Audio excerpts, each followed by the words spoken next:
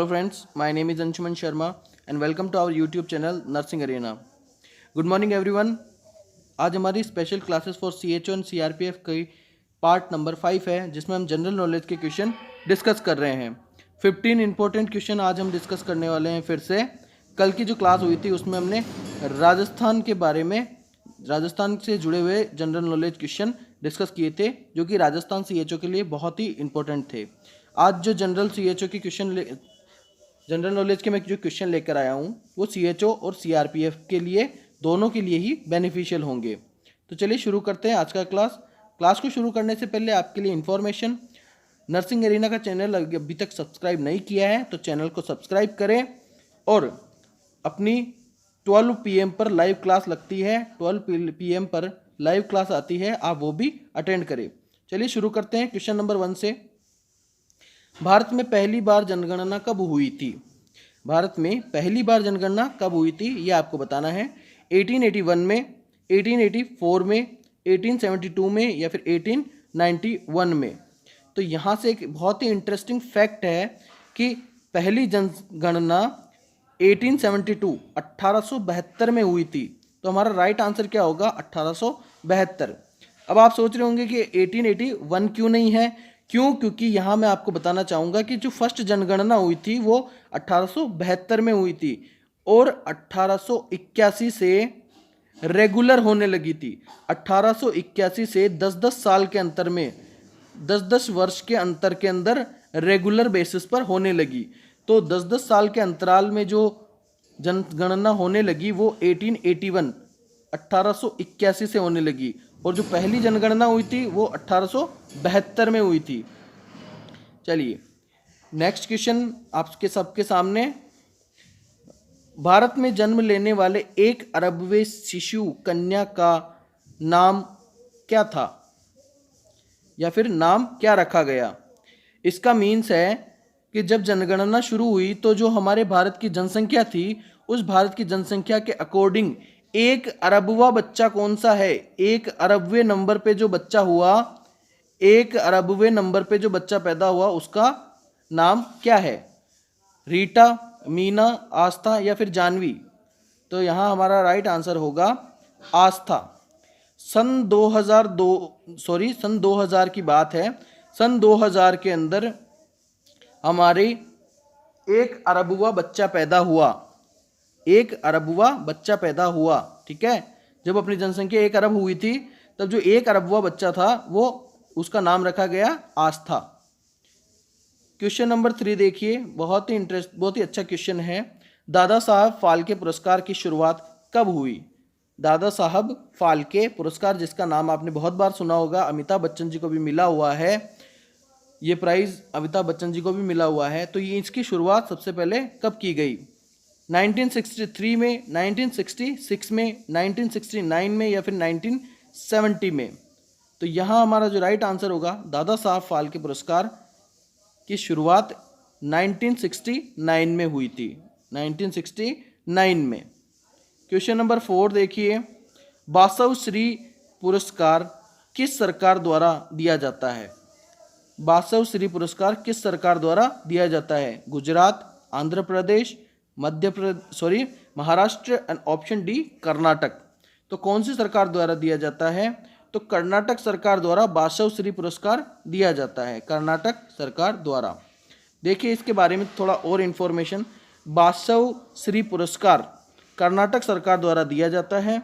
सामाजिक सुधार, सामाजिक परिवर्तन की दिशा में योगदान के लिए ये पुरस्कार दिया जाता है। तो बासव श्री जो पुरस्कार है वो सामाजिक सुधार और सामाजिक परिवर्तन के लिए दिया जाता है। क्वेश्चन नंबर 5 देखिए, प्रतिवर्ष हाथी महोत्सव कहाँ मनाया जाता है?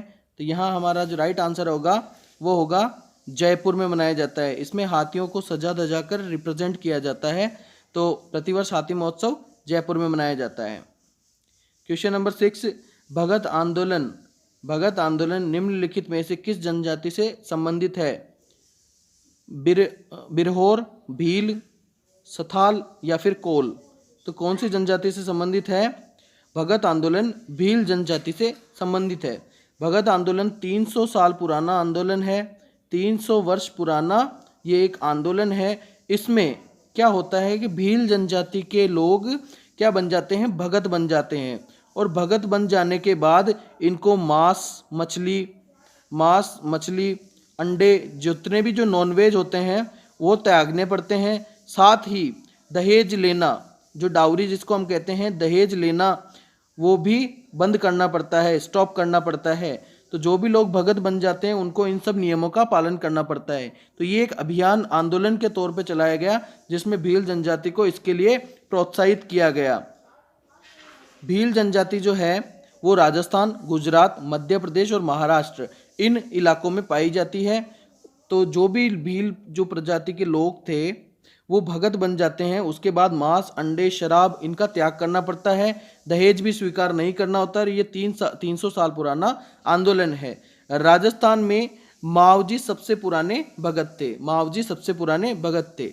उनके राजस्थान के अंदर बांसवाड़ा, डूंगरपुर जिले में काफ़ी अनुयायी थे। क्वेश्चन नंबर 7 देखिए, प्राचीन भीमा देवी मंदिर किस प्रदेश में है? पंजाब, हरियाणा, उत्तर प्रदेश या फिर बिहार? तो प्राचीन भीमा देवी मंदिर किस प्रदेश में है? ऑप्शन बी, हरियाणा में है। कहाँ है? ऑप्शन बी, हरियाणा में है। क्वेश्चन नंबर 8 देखिए, ये देखिए, भीमा देवी मंदिर उत्तर भारत के खजुराहो भी कहा जाता है। उत्तर भारत का खजुराहो किसे कहते हैं? भीमा देवी मंदिर को, जो कि हरियाणा के जिले पंचकुला में है। क्वेश्चन नंबर 8 बहुत ही इंटरेस्टिंग क्वेश्चन है, राजस्थान और इंडिया जी के दोनों में आप इसको काउंट कर सकते हैं। 13 ताली नृत्य किस प्रदेश का नृत्य है? तो राजस्थान, मध्य प्रदेश, छत्तीसगढ़ या फिर सिक्किम? तो यहाँ जो हमारा राइट आंसर होगा, 13 ताली नृत्य राजस्थान का नृत्य है। इसमें क्या होता है, महिलाएं नृत्य के समय 13 जगह मंजीरे बांध लेती है। मंजीरा एक इंस्ट्रूमेंट होता है, म्यूजिक इंस्ट्रूमेंट होता है, उसको 13 जगह अपनी बॉडी पर बांध लेती है, तो इसलिए इसको 13 ताली नृत्य कहा जाता है। भारतीय संविधान के किस अनुच्छेद के तहत लोकसभा में अनुसूचित जातियों एवं जनजातियों के लिए आरक्षण दिया गया है? तो कौन से अनुच्छेद में दिया गया है? अनुच्छेद 330, अनुच्छेद 332, 222 या फिर 345? तो लोकसभा के अंदर अनुसूचित जातियों एवं जनजातियों को भारतीय संविधान के अनुच्छेद नंबर 332 के अंदर आरक्षण दिया गया है। 332 के तहत आरक्षण दिया गया है। सॉरी, नॉट 332, 330 के लिए, सॉरी थोड़ा सा ऑप्शन गलत हो गया। भारतीय संविधान के अनुच्छेद 330 के तहत लोकसभा में अनुसूचित जातियों एवं जनजातियों को आरक्षण दिया गया। ओके, 330। नेक्स्ट देखिए, क्वेश्चन नंबर 10, सुप्रीम कोर्ट में जजों की संख्या को कौन बदल सकता है? सुप्रीम कोर्ट के जजों की संख्या कौन बदल सकता है? राष्ट्रपति आदेश, कानून द्वारा संसद, सुप्रीम कोर्ट की अधिसूचना या फिर केंद्र सरकार की अधिसूचना? तो कौन बदल सकता है? कानून द्वारा संसद। जो संसद है वो कानून, संसद क्या करती है? कानून पारित करती है। कोई भी विधायक है वो पारित करती है, कानून को पारित करती है। तो सुप्रीम कोर्ट के जजों की संख्या को बदलने का जो हक है वो भी संसद के पास ही है, जो कि टाइम टाइम पे बदली गई है। यहाँ पर कुछ अपडेट्स लेकर आया हूँ, वो आप देख सकते हैं। संसद कानून बनाने का अधिकार है संसद को। तो प्रारंभ में सुप्रीम कोर्ट में 7 जज थे। जो सबसे पहले सुप्रीम कोर्ट के लिए जज बनाए गए वो 7 जज थे। उसके बाद 1956 में उनकी संख्या बढ़ाकर 10 कर दी गई। 1960 में 1960 में 13 कर दी गई, 1977 में 17 और 1985 में 25 कर दी गई, और अभी प्रेजेंट में 31 है। तो अगर क्वेश्चन आए कि प्रेजेंट में सुप्रीम कोर्ट में जजों की संख्या कितनी है, तो 31 है।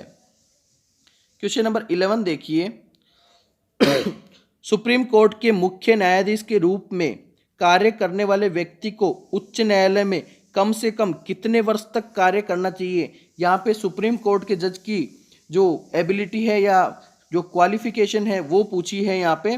तो सुप्रीम कोर्ट में जो जज होता है उसके उच्च न्यायालय के अंदर, मतलब हाई कोर्ट के अंदर कितने मिनिमम सालों तक काम करना ज़रूरी है एज ए जस्टिस, मतलब एज ए न्यायाधीश उसको उच्च न्यायालय में कितने वर्ष तक काम करना जरूरी है? 10 वर्ष, 12 वर्ष, 15 वर्ष या फिर 20 वर्ष? तो यहाँ जो अपना राइट आंसर है वो है 10 वर्ष। एट लीस्ट सुप्रीम कोर्ट का जज बनने के लिए, मतलब सुप्रीम कोर्ट को अपन कहते हैं, सुप्रीम कोर्ट का जज बनने के लिए उस पर्सन को या फिर उस जज को उच्च न्यायालय या फिर हाई कोर्ट का जज बनना जरूरी है, हाई कोर्ट का जज होना जरूरी है। और कितने सालों तक? 10 वर्ष, मतलब 10 ईयर एक्सपीरियंस होना चाहिए उसको हाई कोर्ट के जज का।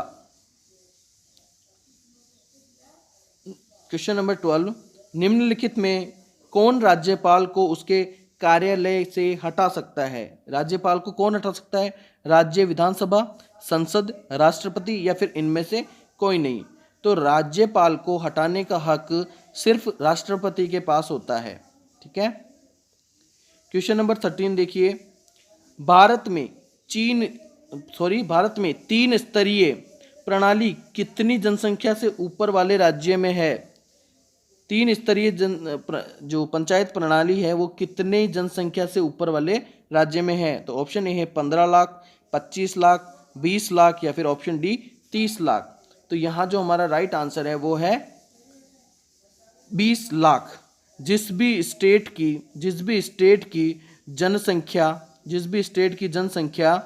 20 लाख से ज़्यादा है वहीं ये 3 स्तरीय पंचायती प्रणाली लागू की जा सकती है। ठीक है, ये देखिए 3 स्तरीय पंचायत प्रणाली आपको बता दूं, जिसमें ग्राम पंचायत होती है, पंचायत समिति होती है और जिला पंचायत होती है। ये केवल उन्हीं राज्यों के लिए है जिनकी आबादी 20 लाख से ऊपर है। 20 लाख से जिनकी आबादी नीचे होती है उनमें ये 3 स्तरीय पंचायती प्रणाली नहीं लगाई जाती। क्वेश्चन नंबर 14 देखिए, निम्नलिखित में कौन सी भाषा संविधान की 8वीं अनुसूची में नहीं है? फारसी, संस्कृत, कश्मीरी या फिर नेपाली? तो कौन सी भाषा नहीं है? यहाँ अपना राइट आंसर होगा फारसी। फारसी एक ऐसी भाषा है जो कि संविधान की 8वीं अनुसूची के अंदर नहीं है। इसके अलावा 21 भाषाएं और हैं, संस्कृत, कश्मीरी और नेपाली को मिलाकर 21 भाषाएं हैं जो संविधान में लागू होती हैं। राष्ट्रपति पूरे देश में या इसके किसी भी हिस्से में अनुच्छेद 352 के तहत राष्ट्रीय आपातकाल स्थिति में घोषित कर सकता है।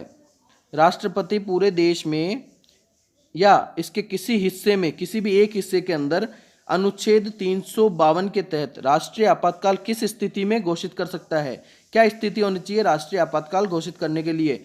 तो बाह्य आक्रमण, जैसे किसी दूसरे देश ने अपने ऊपर आक्रमण कर दिया, सशस्त्र विद्रोह या फिर आंतरिक अशांति, ऑप्शन डी 1 और 2 दोनों।